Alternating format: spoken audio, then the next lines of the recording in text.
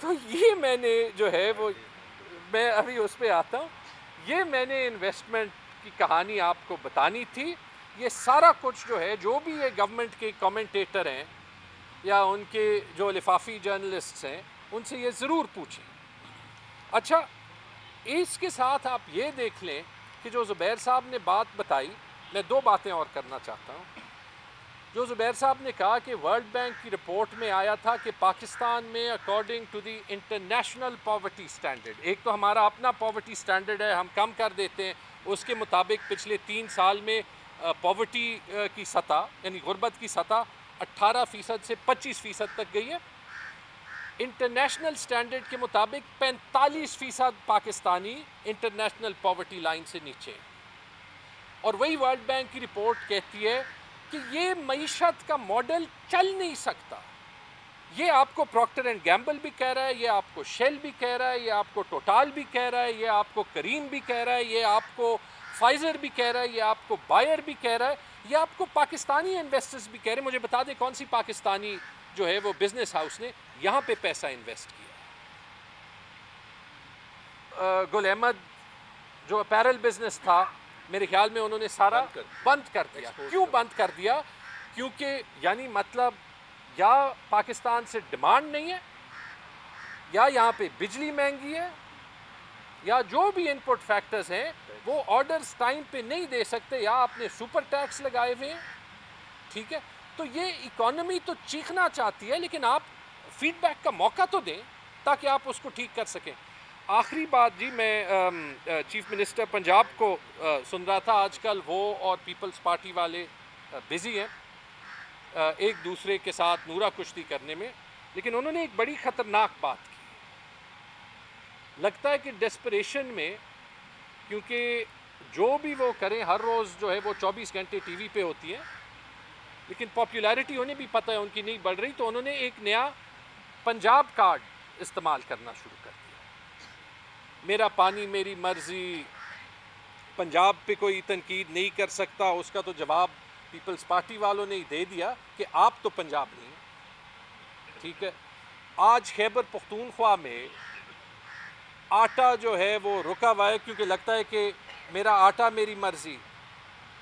مصطفیٰ بھائی مجھے کنفرم کر کے دے سکتے ہیں, آرٹیکل 15 گارنٹی کرتا ہے کہ جو گڈز ہیں وہ سارے جو ہیں ان کی پاکستان میں فری موومنٹ ہوگی. یہ آپ کون سا کھیل کھیل رہے ہیں؟ پھر کل آپ کسی کو ذمہ دار ٹھہرائیں گے جب خیبر پختونخوا میں ہم کہیں ہماری ڈیم ہماری مرضی, ہماری بجلی ہماری مرضی, سندھ والے کہیں ہماری بندرگاہ ہماری مرضی. بڑے صوبے پہ رسپانسبلٹی زیادہ ہوتی ہے. یہ گیم جو ہے وہ نہ کھیلیں. آج اگر پنجاب میں آپ جو ہے وہ آٹا کی وہ آٹا تو تب بھی خیبر پختونخوا آ جاتا ہے, اسمگل کر کے آ جاتا ہے. آپ نے بیسک اکنامکس نہیں پڑھی. مطلب مجھے یہ نہیں سمجھ آتی, انہوں نے اس دن کہا تھا کہ مجھے چیف سیکرٹری صاحب کہتے ہیں کہ 10 ارب روپے کے نوٹ آپ جہاز سے گروائیں. اگر یہ ان کی اور ان کی چیف سیکرٹری صاحب کی کلپ پڑا ہوا ہے ٹویٹر پہ, اگر یہ ان کی اکنامکس کی سمجھ ہے تو پھر اللہ ہی جو ہے وہ پاکستان کی اور پاکستان کی اکانومی کو بچائے. میں اسد کیسر صاحب کو دعوت دیتا ہوں کہ وہ جو ایڈ کرنا چاہتے ہیں وہ اس میں ایڈ کریں.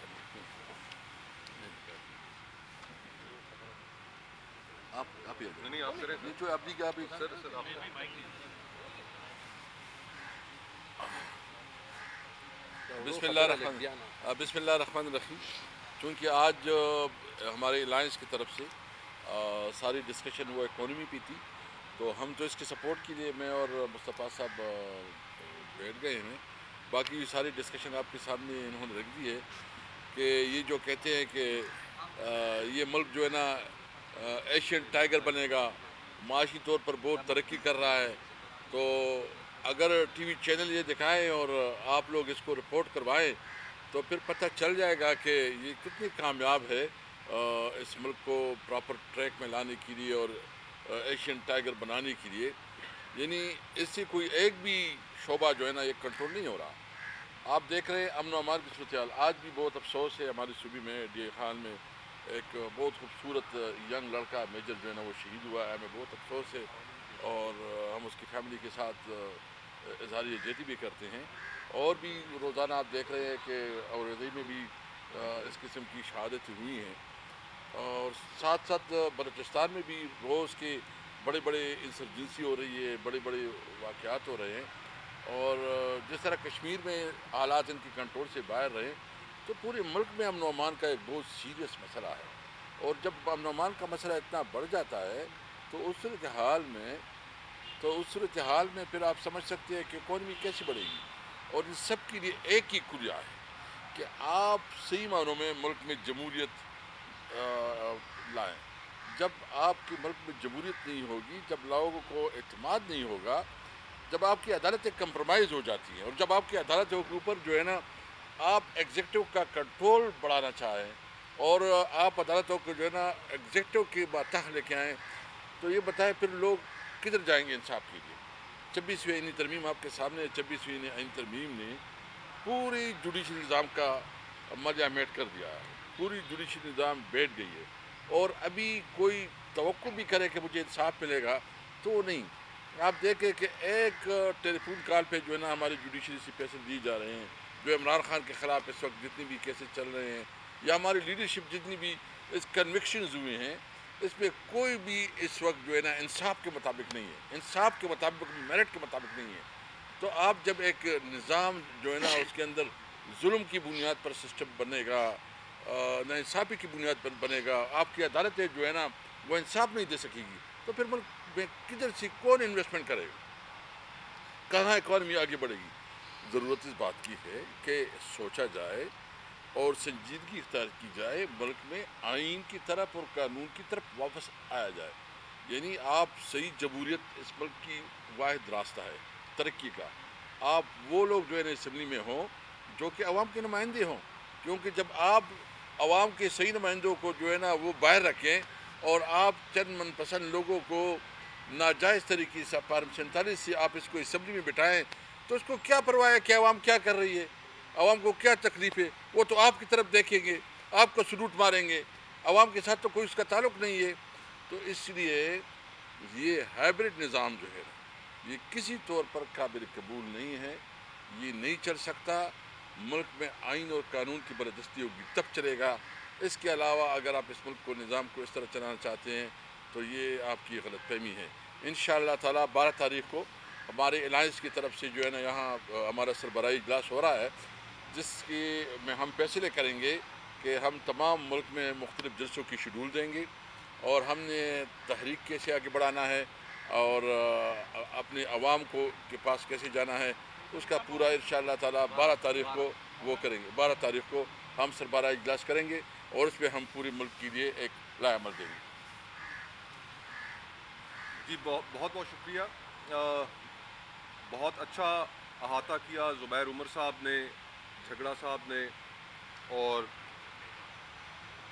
اسد کیسر صاحب نے, اور ساری صورتحال انہوں نے آپ کے سامنے رکھی. میں بہت مختصراً صرف ایک نقطہ اس ساری کانورسیشن میں ایڈ کر کے اجازت چاہوں گا کہ جو آج کل ٹی وی چینلوں پر پیپلز پارٹی اور نون لیگ کے درمیان نورا کشتی جو چل رہی ہے, کہ کہاں ایک صوبہ کہ جس کے اندر 60 لاکھ کے قریب لوگ سیلاب سے کہتے ہیں متاثر ہو چکے ہیں, کہ وہاں پر جو گفتگو ہونی چاہیے تھی وہ ان لوگوں کے ارد گرد ہونی چاہیے تھی, سیلاب کے متاثرین کے ارد گرد ہونی چاہیے تھی.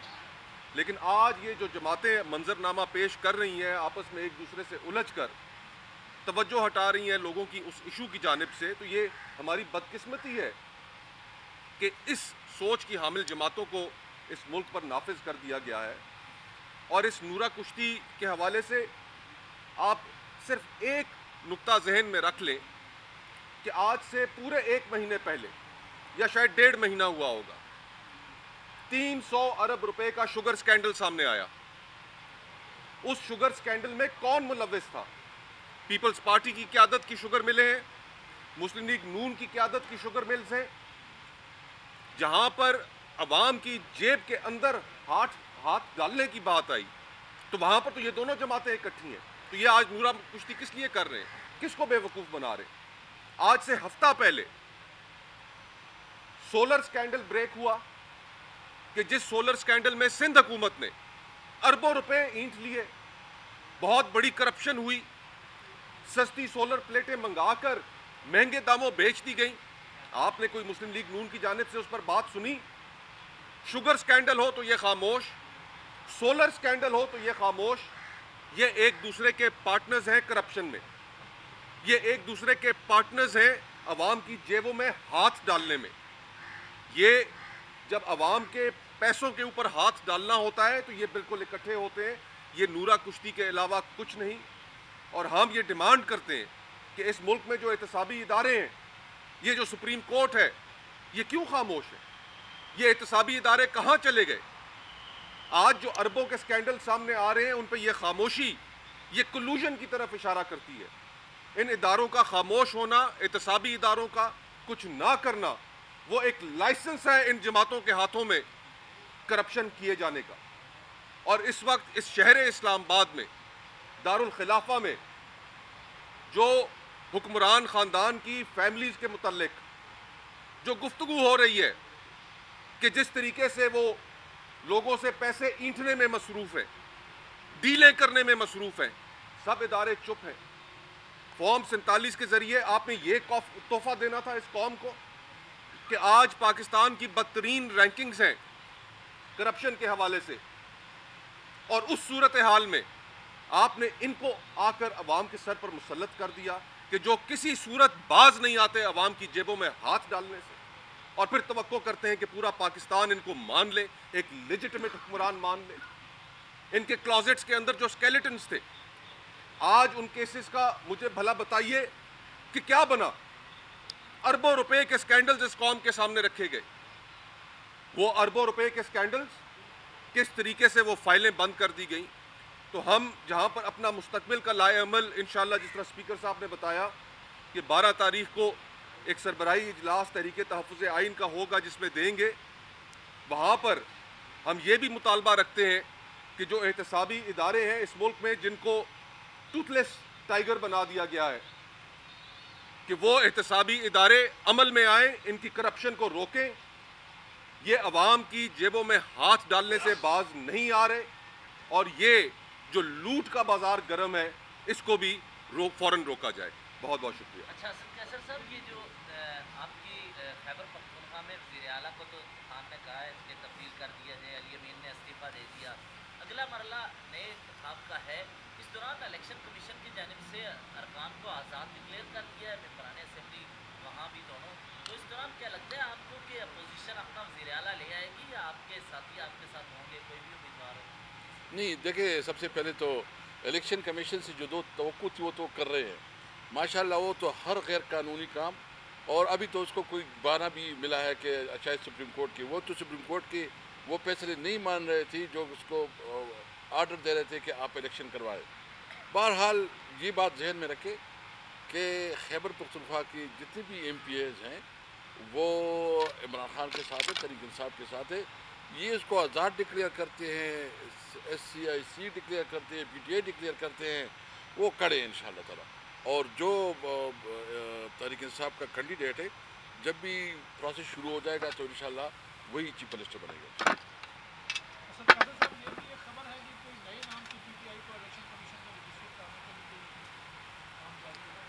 دیکھیں, ہم نے اپنی لیگل مختلف آپشنز دیکھنے ہیں اور ضرور کریں گے, کیونکہ ہمارے خلاف جتنا بھی دائرہ تنگ کیا جا رہا ہے تو ہم اپنے آپشن کو مختلف دیکھ رہے ہیں. بالکل ہم مختلف سورسز بھی دیکھیں گے, طریقہ کار بھی دیکھیں گے, تاکہ یہ جتنا ایفیکٹیولی ہمارے خلاف لگی ہوئی ہیں اور تمام وسائل استعمال کر رہے ہیں. ہمارے پاس شکر الحمدللہ بہت بڑی ایک اسٹرینتھ ہے جس میں ہمارے تھنک ٹینک بھی ہیں, ہمارے مختلف فیلڈ سے تعلق ایکسپرٹیز بھی ہیں. تو ہم تمام ایکسپرٹیز استعمال کر کے اپنا لیگل جو ہمارا حق ہے وہ لیں گے انشاءاللہ. Thank you very much. ہوگی. Thank you. بدحال